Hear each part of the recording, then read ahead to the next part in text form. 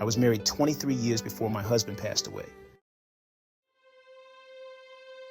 His family disowned me and my sons the next day after his funeral services.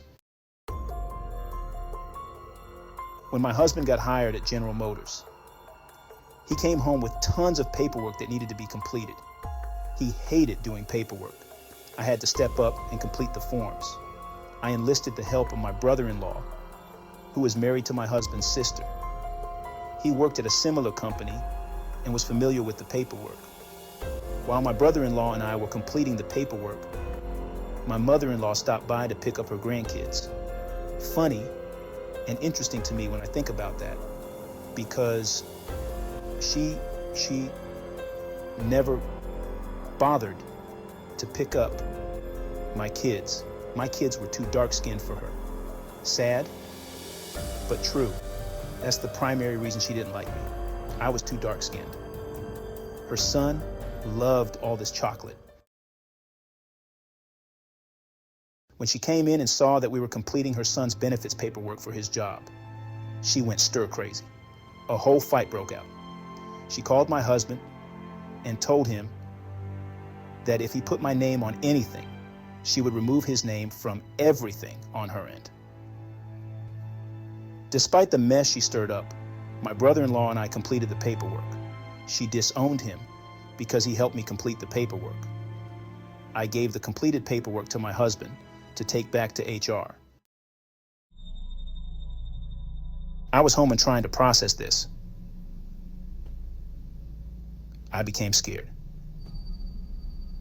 What if he changed the paperwork behind my back to save his relationship with his mom?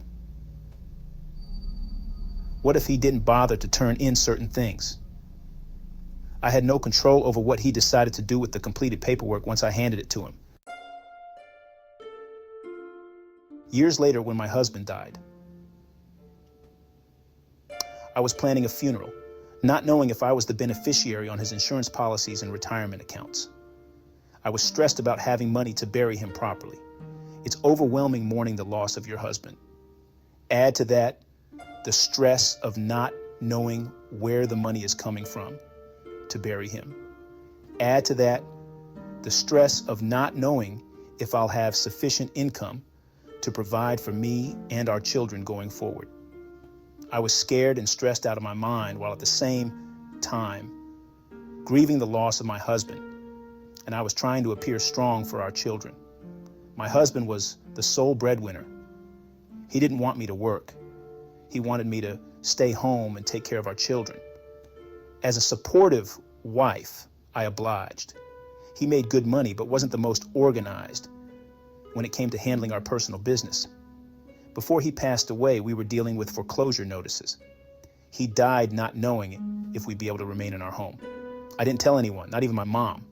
It was too embarrassing, knowing my husband earned a great living, yet we were on the brink of being forced out of our house. He died while we were in the middle of this hailstorm.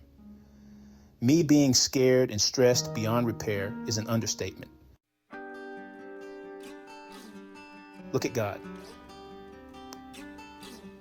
3 days after we buried my husband, his employer called me to inform me that I was the designated beneficiary of his life insurance policies and his retirement account. Everything. They explained in detail what my children and I were entitled to. My husband continued to provide for his family from the grave. We're still in our home, which is now paid in full. My children and I continue to mourn the loss of my husband, their father. However, financially, we're in a stable place because he did right by us, in spite of his mother admonishing him to do otherwise.